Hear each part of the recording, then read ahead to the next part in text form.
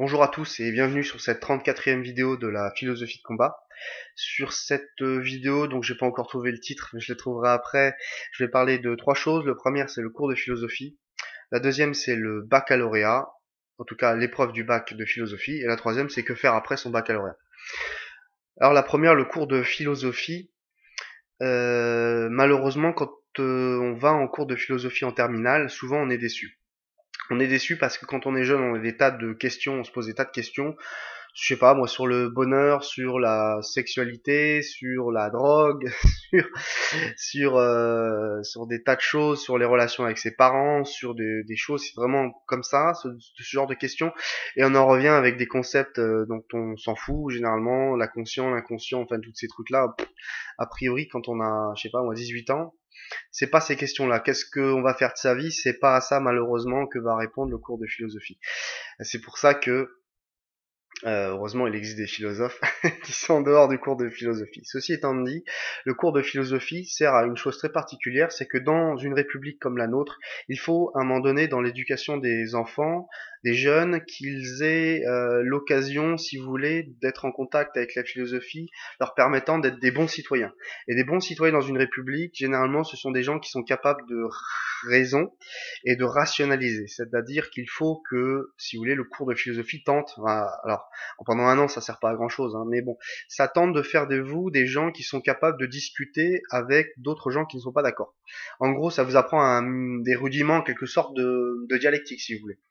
C'est-à-dire qu'il faut tout simplement apprendre à discuter avec les autres, et l'épreuve de philosophie va valider le fait que vous ayez réussi à montrer que vous êtes entre guillemets un peu républicain, à savoir que vous êtes prêt à accepter les points de vue de l'autre en dehors de tout dogmatisme, c'est-à-dire que vous n'êtes pas une personne qui dit sans réfléchir c'est moi qui ai raison, tous les autres ont tort, et puis c'est comme ça. Et le cours de philosophie, son objectif est de vous permettre, si vous voulez, de non pas avoir tort avec tout le monde, mais de discuter avec les autres pour essayer d'avoir raison ensemble en quelque sorte. Et cette grande raison, si vous voulez, partagée par tout le monde, va faire que on vit mieux dans une république où les gens sont à peu près capables de discuter, d'échanger sur des idées sans s'entretuer, sans avoir des fanatiques religieux, etc. Alors bien sûr, un an de philosophie, ça suffit pas à ça, mais bon, c'est mieux que rien. Donc le cours de philosophie ne va pas vous parler de sexualité ou de relations avec vos parents ou encore de savoir quoi faire de votre vie à 18 ans, mais malheureusement il vous essaye de faire de vous un bon citoyen. Et d'ailleurs, on ne peut rien attendre d'autre d'un cours comme celui-ci. Faut pas oublier qu'il est donné par l'État. Donc l'État a intérêt, et d'ailleurs on a tous collectivement intérêt à être un peu plus raisonnable et à s'écouter parler les uns les autres. Donc c'est ça le but du cours de philosophie, et l'épreuve de philosophie va valider le fait que vous soyez capable de discuter sur un sujet avec vous-même, en n'étant pas bipolaire et complètement dingo, mais si vous voulez en opposant des thèses opposées. Et quand vous êtes capable de dire mais la personne numéro A, elle va défendre telle thèse, elle aura raison. La personne numéro B, elle va défendre une thèse opposée, elle aura peut-être raison aussi, et d'essayer de dépasser ces contradictions-là pour être un peu plus sage. À savoir, on essaie de gagner ce qui s'appelle dans la scolastique médiévale l'inséité. L'inséité, c'est-à-dire la capacité de voir le monde au-delà des contradictions. Et quand vous savez faire ça, vous êtes un bon citoyen, puisque vous savez théoriquement dialoguer avec les autres en appuyant, ils ont peut-être un peu raison, vous avez peut-être un peu raison, peut-être bien que oui, peut-être bien que non, et puis voilà, vous rendez votre copie du bac, et puis on se rend compte que oui, effectivement, il est capable de discuter avec lui-même sur un sujet et d'être raisonnable, c'est-à-dire pas dogmatique, c'est-à-dire vous n'êtes pas persuadé que telle ou telle chose, je sais pas moi, on verra les différents sujets, mais vous n'êtes pas absolument persuadé que, je reprends les sujets, hein, que j'ai trouvé sur le bac 2013. Hein. Si on vous demande le langage est-il un outil, vous êtes capable de dire oui, c'est un outil, non, c'est pas un outil. Conclusion, peut-être bien que oui, peut-être bien que non, et hop, vous avez montré que vous avez fait votre devoir citoyen de réflexion critique. Moi, personnellement, ma démarche, c'est essayer de les questions qu'on se pose à 18 ans, à savoir qu'est-ce que je vais faire de ma vie la plupart du temps. Eh bien, est-ce que je vais, par exemple, vous faites du sport, est-ce que je vais aller jusqu'au bout et essayer d'atteindre un niveau national voire international? Est-ce que j'aime la musique? Est-ce que je vais me mettre à jouer de la musique, sachant que c'est pas forcément facile de réussir dans ce métier-là? Est-ce que je vais devenir, je sais pas moi, ingénieur comme papa? Ou est-ce que, et on se pose toutes ces questions-là et on aimerait bien ces réponses-là. Moi personnellement, j'essaye plutôt d'aller dans cette direction dans la philosophie, ce qu'on appelle, excusez-moi du bavardage, mais on appelle ça la phronésis. La phronésis, c'est-à-dire en gros la philosophie appliquée. Alors qu'il y a une partie théorétique, une partie où on pense les grands concepts, on pense la philosophie, on pense la réflexion humaine, donc c'est très abstrait. Et puis il y a une partie, c'est qu'est-ce qu'on en fait de tout ça, et cette partie, on l'appelle ça la phronésis, donc la philosophie, mais en pratique, si vous voulez. Donc, ce cours de philosophie qui est malheureux, moi je pense qu'on devrait faire de la philosophie depuis toujours. D'ailleurs, la philosophie, dès que vous vous posez des questions qui sont un peu compliquées à résoudre, vous en faites en réalité de la philosophie. Vous avez cette épreuve du baccalauréat que vous aimeriez bien réussir. Eh ben, bonne chance à vous. Mais il se trouve quand même que c'est assez facile en réalité de réussir ce genre de choses. Contrairement à ce qu'on croit, cette épreuve-là, elle est assez simple. Et on vous, généralement, mâche la tâche. Vous comprendrez ce que je veux dire. Quand on vous pose des questions, la façon dont elles sont posées, généralement, il y a pas, on sait exactement ce qu'on attend de vous. Les questions sont simples. Les réponses aussi sont simples, les réponses attendues en tout cas sont simples, et elles sont toujours en fonction du même schéma, de la même structure si vous voulez. Alors, moi je vais vous donner mon conseil pour réussir tous vos examens simplement. Le baccalauréat, comme n'importe quel examen, se réussit en tout cas en France, de ce que je connais, se réussit toujours de la manière suivante, c'est très simple. Un mois avant les examens, vous prenez tous les cours, peu importe la matière, français, anglais, je sais pas moi, maths, philosophie, histoire, géographie, etc. Un mois avant les examens, vous prenez tous vos cours. Et enfin moi ce que je faisais, vous essayez de résumer vos cours en 3 copies doubles. C'est-à-dire que vous avez un cours d'économie par exemple, si vous avez fait ES, ou un cours de littérature, peu importe lequel, vous prenez vos cours et vous essayez de résumer le cours d'une année, ça peut être assez épais le cours d'une année, vous essayez de le résumer en 3 copies doubles et vous apprenez ces copies doubles par cœur. Voilà. Ça a l'air un gros effort comme ça, mais si vous y prenez un mois avant, je vous assure que vous avez vraiment beaucoup de temps pour le faire. Réviser une épreuve quand on utilise ce système, ça prend à peu près 8 à 10 heures. 8 à 10 heures, vous les avez le samedi. Dites-vous toujours une chose, hein, c'est que un mois avant le bac, il n'y a plus que le bac qui compte. Je veux dire, vous avez besoin d'être sérieux pendant un mois. Vous arrêtez la télévision, les jeux vidéo et compagnie. Vous avez juste besoin d'être sérieux pendant un mois. Après le bac, vous avez encore 2 mois pour rien faire, puisque vous êtes au lycée et donc après vous avez les grandes vacances. Donc un mois dans votre vie, ça sert qui peut servir à définir les, je sais pas, 60 années qui vous restent à vivre. Ça vaut quand même le coup de se plonger dans ces révisions pendant un mois, n'est-ce pas? Je veux dire, surtout quand vous verrez votre salaire à la fin, vous vous direz bon, j'ai peut-être eu raison de, de réviser mon baccalauréat. C'est assez simple, ça marche pour toutes les épreuves, hein, jusqu'à assez loin jusqu'à où, peu importe où vous allez dans vos études, ça peut aller, ça marche vraiment bien, même jusqu'en master. Vous êtes assidu, vous notez le plus possible, et quand vous êtes chez vous, vous faites un espèce de grand résumé, vous l'apprenez par cœur, vous arrivez devant la copie du baccalauréat, il y aura aucune surprise, peu importe la matière, et vous allez devant cette copie. En français, vous avez généralement un plan à faire en fonction de l'épreuve que vous choisissez. En philosophie, c'est la même chose.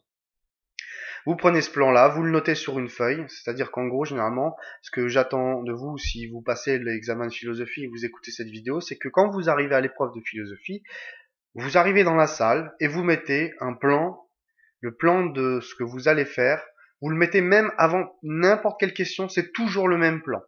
Et ce plan, je l'ai noté là. Bon, peu importe, vous avez rien vu, mais c'est pas très grave, je vais vous le dire, c'est simple. Il y a une introduction en 3 parties. Il y a une première partie avec 2 sous-parties. Donc là, vous avez le chapitre 1 avec la partie A et B. Vous avez le chapitre 2 avec la partie A et B. Vous avez une conclusion et en 2 parties. C'est aussi simple que ça. Mais je vais revenir dans le détail sur chaque élément que je viens de vous proposer.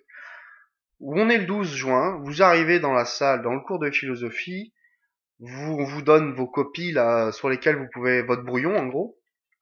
Vous arrivez, et avant d'avoir même lu la question, même peu importe ce que vous avez bien révisé, vous avez quelques définitions dans la tête, généralement quelques notions. Peut-être si vous êtes bon, vous avez lu quelques livres de philosophie. Si vous êtes très bon aussi, vous avez peut-être des citations dans la tête. Eh bien, vous arrivez, vous prenez votre copie, généralement elles sont vertes comme ça, ou roses ou peu importe, et vous notez le plan. Et vous verrez quand vous avez le plan, tout le reste va découler très simplement. Le plan, l'introduction en 3 parties. Peu importe le sujet qu'on vous propose, l'introduction se fait en 3 parties. Première partie, l'intérêt de la question. Deuxième partie, définition des termes. Et troisième partie, le plan. C'est aussi simple que ça. Donc, si je prends n'importe quelle question qu'on a posée lors du baccalauréat de 2013. Que devons-nous à l'État? Sujet de ES. Que devons-nous à l'État? Première partie, intérêt de la question, que devons-nous à l'État? J'ai pas encore eu le temps de réfléchir, mais en 15 minutes, je vous trouverai, en tout cas, je sais que je vais commencer par ça. Pourquoi est-ce que cette question est intéressante? Est-ce qu'on doit quelque chose à l'État?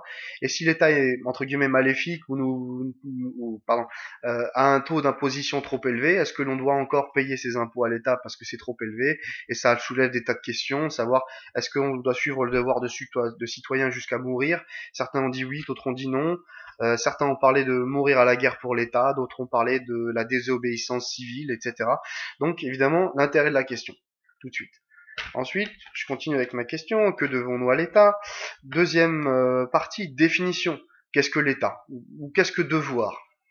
Vous écrivez devoir, l'État. Qu'est-ce que ça peut bien vouloir dire de devoir quelque chose? Qu'est-ce que c'est que l'État? Même si vous n'avez pas la définition du petit Robert, c'est pas grave. L'État c'est ce compliqué. C'est marrant l'État. L'État, c'est très simple à comprendre. On vit en société, mais il faut bien que quelqu'un gère cette société, une sorte de manager social comme ça, qui va tous nous permettre de vivre ensemble. Est-ce qu'on lui doit quelque chose? Est-ce qu'il nous doit quelque chose? Comment ça marche? Mais en tout cas, il faut dire l'État, c'est ça. Certains ont dit l'État c'est moi, comme Louis XIV, d'autres ont dit qu'est-ce que devoir? Est-ce que le devoir entraîne de suivre tout ce qu'on nous demande de devoir? Est-ce que le devoir entraîne des droits et des devoirs, comme on dit? Est-ce que si je dois quelque chose, je dois quelque chose? Enfin, vous pouvez broder. L'important, c'est que vous ayez ces deuxième partie, si vous passez sur la définition, c'est-à-dire quand vous avez rappelé l'intérêt de la question, deuxième partie, définir tout simplement les termes qu'on vous demande de définir. Peu importe la question, je reprends n'importe quelle autre. Le travail permet-il de prendre conscience de soi? Ça, c'est la série S. Le travail permet-il de prendre conscience de soi? Exemple, il faut que je définisse les termes. Eh bien, le travail permet-il de prendre conscience de soi? Qu'est-ce que le travail? Qu'est-ce que prendre conscience de soi? Et puis, même dans le détail, vous pouvez dire qu'est-ce que soi? Qu'est-ce que ça veut dire soi? Quel est le moi? Qui est je quand vous dites je? Qui n'est pas forcément une question aussi simple que l'on peut penser. Mais vous définissez. Toujours la même chose. Parce que le correcteur, il attend ça de toute façon. Il attend que vous vous intéressiez à la question qu'on vous pose, que vous parliez en gros de qu'est-ce que l'État, qu'est-ce que... Je vais prendre encore un autre sujet. Le langage est-il un outil? Voilà. Qu'est-ce que le langage, qu'est-ce qu'un outil? La science se limite-t-elle à constater les faits? Qu'est-ce que la science, qu'est-ce que les faits? Tout simplement. Et vous définissez. Introduction, troisième partie, le plan. Alors, c'est la chose la plus simple à écrire du monde. Dans la première partie, nous allons dire... Je prends n'importe quelle question. Le langage est-il un outil? Dans la première partie, nous allons montrer que le langage est effectivement un outil. Et dans la deuxième partie, nous allons montrer que le langage n'est pas un outil. Voilà. Aussi simple que ça. Et vous avez déjà votre introduction qui est finie. Vous avez rappelé l'intérêt de la question, je le répète. Vous avez donné les grandes définitions. Vous avez proposé un plan. Le correcteur, quand il va lire votre 1, il sait vous intéresser à la question, ça lui fait plaisir, parce que quand on a donné 25 ans de sa vie à la philosophie, c'est quand même important d'avoir en face un gamin de 18 ans qui s'y intéresse un petit peu. Faut se mettre à la place du correcteur, tout simplement. Si c'est un prof de philosophie, intéressez-vous à la philosophie, ça va lui faire plaisir. Deuxième, vous avez rappelé les définitions. Même si vous avez broudoyé un charabia, vous avez fait 3 fautes d'orthographe, au moins vous avez essayé de dire qu'est-ce que vous pensez que l'État puisse être. Vous n'avez pas obligé d'avoir le dictionnaire sur vous pour faire une chose pareille. Et troisième point, le plan. Tout simplement, le plan, voilà, peut-être bien que oui, peut-être bien que non, et puis on va partir dans les parties. Les parties, alors là on arrive dans la première partie. La première partie, généralement on lui donne un titre, si possible. Donc, pardon, j'ai découpé. Donc, la première partie, c'est bien de lui donner un titre. Exemple, que devons-nous à l'État? Ben là, le plan, ça sera dans une première partie, nous allons montrer ce que nous devons à l'État, et puis dans une deuxième, nous allons montrer ce que nous ne devons pas à l'État. Ou dans une première partie, nous allons montrer je sais pas, l'importance d'être citoyen et donc ce que nous devons à l'État. Et de l'autre, nous sommes un homme libre, donc nous devons pas tout à l'État. Peu importe comment vous faites, je prends c'est peut-être pas le meilleur exemple là. Le langage est-il un outil? Dans le plan, première partie, le langage est-il un outil? Eh bien, le langage est-il un outil? Ça sera tout simplement le titre de votre première partie. Première partie, le langage est un outil. 2 points. Vous faites une toute petite introduction, ça fait toujours plaisir d'introduire ces deux parties. Alors, vous êtes dans la première partie, en gros. Le titre c'est Le langage est un outil. Vous faites une toute petite phrase en disant dans cette première partie, nous allons montrer pourquoi le langage est un outil. Tout d'abord, vous allez parler du chapitre A et ensuite nous parlons du chapitre B. La première partie se compose d'un chapitre A et B. Vous les présentez tout simplement. Avec une phrase, c'est toujours la même. Donc je répète, je me répète beaucoup, mais comme ça rentre. La première partie, c'est le langage est un outil. Phrase de liaison, comme on dit.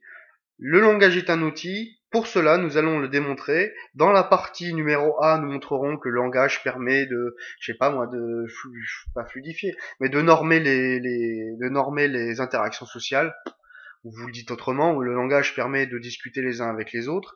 Et dans la partie B, nous montrerons que le langage peut être, je sais pas moi, un langage technique qui permet d'avoir un autre niveau de discours, qui permet lui aussi d'être utilisé totalement comme un outil. Même pourquoi pas parler du langage SMS qui est purement là, on n'écrit pas le langage SMS pour faire de la poésie, mais bien sûr pour communiquer. Voilà.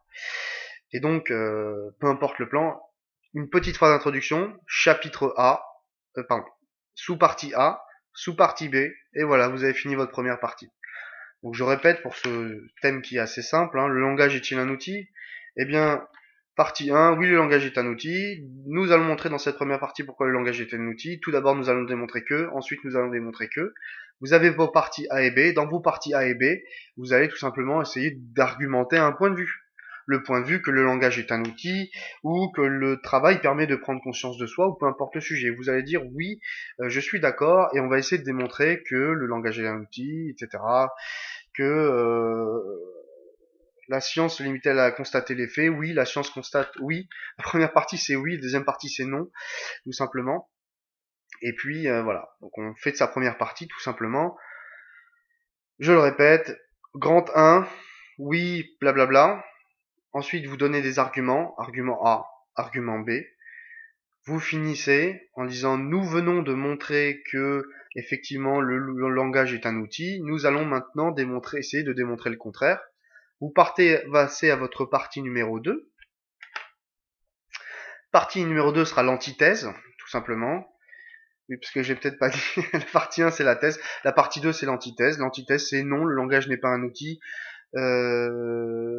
Non, le travail ne permet pas de prendre conscience de soi, évidemment, non, il y a d'autres moyens, etc. Et puis, vous faites exactement la même chose. Et enfin, une fois que vous avez fini vos deux parties, qui sont assez simples, hein, c'est oui, premier argument, deuxième argument, non, premier argument, deuxième argument, et à la fin, conclusion. La conclusion se fait en deux parties assez simples, c'est-à-dire que dans votre conclusion, vous allez rappeler tout ce que vous avez dit, c'est-à-dire dans une première partie, on a montré que le langage est un outil, dans une deuxième, vous avez montré avec tel type d'argument que le langage n'est pas un outil, et puis vous essayez de dire dans une conclusion personnelle ce que vous pensez de la question. Donc ce schéma est assez simple, hein, c'est thèse, antithèse, synthèse. Thèse, on donne une thèse, l'antithèse c'est le contraire de la thèse, et puis la synthèse c'est la réunification des deux thèses tout simplement, de la thèse et de l'antithèse. Ce que vous avez fait quand vous avez fait ça? Vous êtes capable de démontrer que vous êtes capable de défendre un point de vue, de défendre le contraire, et de réunir ça dans une conclusion un peu personnelle, tout simplement. Vous n'êtes pas obligé d'être génial, de dire j'ai lu la métaphysique d'Aristote, et dans Aristote il dit ça, alors l'argument est bon, et puis en même temps, je sais pas moi, Hobbes il va dire autre chose, et puis de l'autre côté il y a Jean-Jacques Rousseau qui propose ça. Dire ça c'est quand on a fait des années d'études de philosophie qu'on est capable de vous faire une dissertation en donnant tous les tous les grands philosophes et d'expliquer ce qu'ils ont raconté. Dans le commentaire de la vidéo je vais tout simplement mettre un exemple de ce dont je parle, comme ça quand je parle de ça, du plan, vous l'aurez dans les commentaires de la vidéo, et comme ça vous ne pourrez pas vous tromper, et je vais essayer de donner des exemples, comme ça sera bien fait, et vous pourrez tout simplement suivre plus facilement cette vidéo. Alors, quand vous avez passé votre bac de philosophie, vous essayez pas de faire trop de fautes d'orthographe, vous essayez de rendre quelque chose qui est clair et lisible, Il faut juste respecter la forme. On saute 3 lignes, voilà, on saute des lignes tout simplement pour marquer les différentes parties. Il faut que ça soit visible, il faut que ça soit facile à lire. Et puis au moins le correcteur il sera content. Vous avez au moins compris ce qu'on vous a demandé de faire. Après que vos arguments soient nuls ou qu'ils soient dépassés ou que soudainement vous vous trouvez complètement génial dans ce que vous écrivez alors que ça a déjà été écrit 1 million de fois, peu importe. Mais l'important c'est de bien respecter le plan, comme ça on voit que vous avez bien compris ce qu'on vous a demandé à l'épreuve. Enfin, que faire après le bac? Et ça c'est vrai qu'on se pose souvent cette question-là à cet âge-là. Imaginez que vous ayez le bac, peu importe le bac que vous avez, L, ES, S, qu'est-ce qu'on fait après ça? Alors il y a toutes les grandes orientations qui sont médecin, ingénieur, qui sont avocats, enfin les grandes écoles, les cycles longs de 5 ans, les masters et compagnie. Vous avez ces grandes opportunités-là. Alors, vaut mieux avoir fait ES quand on veut faire tout ça. Surtout ingénieur par exemple, mais vous avez ces grandes orientations. Polytechnique c'est une école d'ingénieurs, Centrale, les mines, tout ça c'est des grandes écoles d'ingénieurs. La France a besoin d'ingénieurs, pourquoi? Parce que quand vous avez des grandes entreprises, pour des tas de raisons économiques que je développerai mais un autre jour, mais disons qu'on a besoin d'ingénieurs très qualifiés en France, c'est ça qui fait la richesse de la France. Voilà. Une partie de la richesse de la France est faite par les grands industriels. Les grands industriels, s'ils veulent produire mieux que leurs concurrents, ils ont besoin d'ingénieurs géniaux. Et des ingénieurs géniaux, généralement, c'est les gens qui sont très bons en mathématiques, qui sont capables de calculer de faire des plans techniques complexes, de calculer des résistances de matériaux, des trucs que vous pouvez pas imaginer. Et c'est ça dont la France a besoin, en grande partie au niveau de son industrie pour survivre. La France a besoin d'avocats, de gens qui savent s'exprimer, défendre un point de vue, défendre le point de vue adverse en même temps, etc., etc. La France a besoin de médecins, de gens qui savent soigner, qui connaissent la biologie, la médecine, qui savent s'exprimer face à un patient, qui comprennent leur métier, qui comprennent tout ce qui est en termes de biologie, les molécules, les machins, etc. Mais en France, d'une façon générale, peu importe le métier que vous choisissez de faire, et même si vous n'avez même pas le bac, c'est pas ça qui va vraiment être important en réalité. Si vous voulez, les gens qui gagnent le plus d'argent en France ou qui réussissent le mieux en France, en réalité, sont pas ceux qui sont les plus intelligents, contrairement à ce qu'on croit. Certes, c'est bien d'être très intelligent, d'être très génial, comme, je sais pas moi, Yves Saint Laurent était génial, mais Yves Saint Laurent n'est rien sans Pierre Berger. Je raconte ça parce que j'ai vu le film assez récemment, là, de Yves Saint Laurent. Pourquoi? Parce que Yves Saint Laurent, il est vraiment génial, c'est un génie, ça se sent dans enfin, en plus il est bien joué là par le coup par l'acteur, et on sent cette sensibilité géniale, mais sans l'homme d'affaires et le businessman derrière, eh bien le mec génial n'est rien du tout. D'ailleurs en France il faut savoir qu'on est souvent génial, on a souvent des très bonnes idées, mais on est nul en business. Donc, contrairement à ce qu'on croit, il faut aussi des gens qui appoignent, des gens qui ont envie de faire du commerce et du business. En fait, la France a besoin en général, et d'ailleurs dans votre vie, vous allez avoir besoin de donner le meilleur de vous-même, et peu importe la voie que vous prenez. Et si j'ai un message à vous donner après le bac, qu'est-ce qu'on fait? Eh bien, tout dépend de ce que vous voulez dans la vie.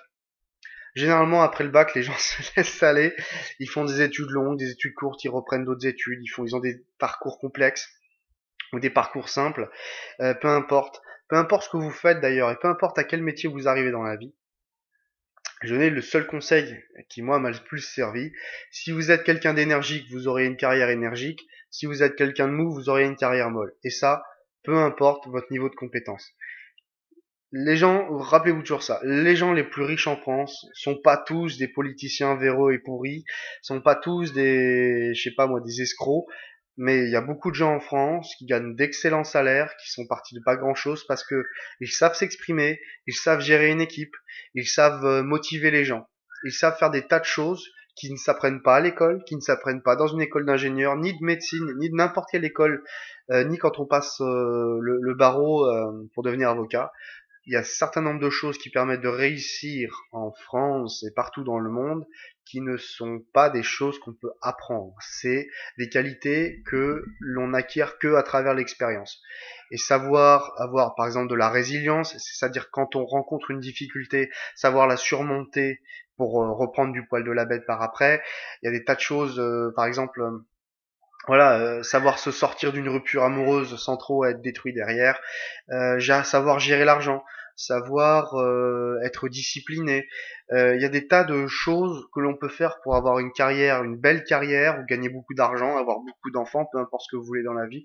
L'important, c'est d'être dynamique, de savoir ce qu'on veut et essayer d'atteindre ses objectifs, tout simplement.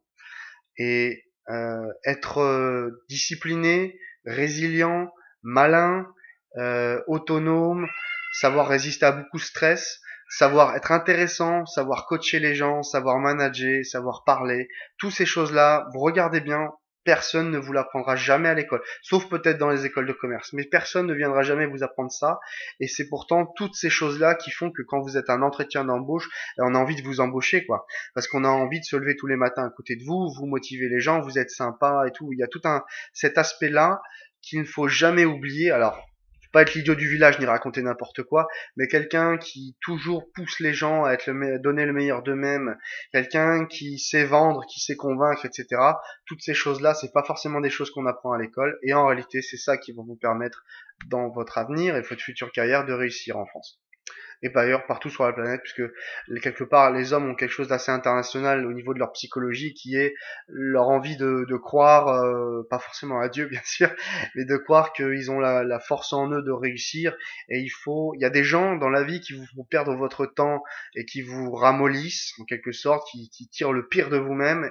Et à l'inverse, il y a des gens, ils sont plutôt rares ceux-là, mais qui vous permettent de donner le meilleur de vous-même. Moi, j'ai rencontré dans le monde du travail des gens pour qui, franchement, j'aurais bossé 12 heures par jour avec le sourire, parce que je les trouvais géniaux, je les trouvais super, toujours sur le coup, très intelligents, sympas, enfin ils avaient tout un tas de qualités humaines qui franchement font quand même la différence entre quelqu'un de super génial mais qui est absolument horrible à vivre et quelqu'un qui est complètement débile mais avec qui on a envie de travailler tous les jours. Vous voyez? Et ce genre de choses, encore une fois, c'est pas ni le cours de philosophie, ni le cours de français, d'anglais ou peu importe ce que vous allez faire à votre lycée, c'est vraiment en vous, cette capacité à donner le meilleur de soi-même, à se perfectionner sans cesse, qui va faire, je pense, la différence dans le milieu du travail. En tout cas, ça l'a fait pour moi. Je suis sorti d'une promotion, d'un master où il y avait beaucoup de gens. Et je me suis pas trop mal débrouillé à la sortie. Pourquoi?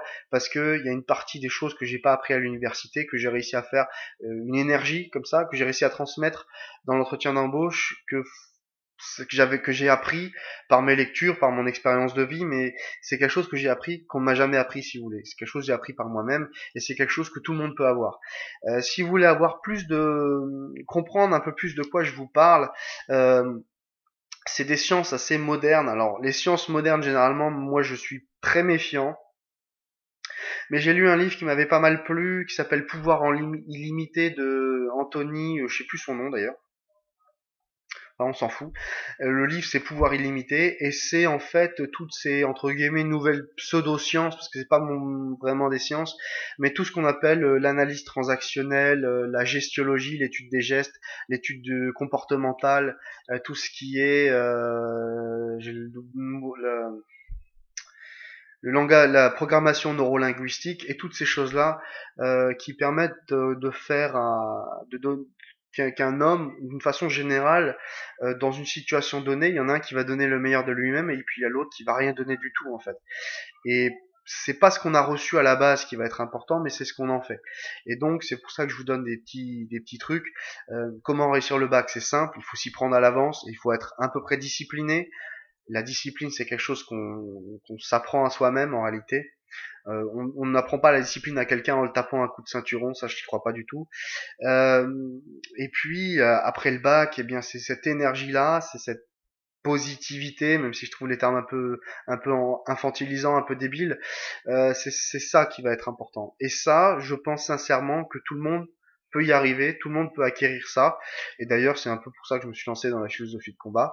Passez votre bac, arrivez dans la salle d'examen, posez votre plan, lisez la question, écrivez le plan que vous allez faire, lancez-vous dans la copie. Si vous avez le plan, même si c'est pas génial ce que vous écrivez, au moins le correcteur a vu que vous avez compris la question, vous avez réussi à avoir deux points de vue opposés dans votre esprit et à essayer de poser ça sur le papier et de trouver peut-être une résolution, pourquoi pas. C'est ça qui va être important et c'est à vous de jouer.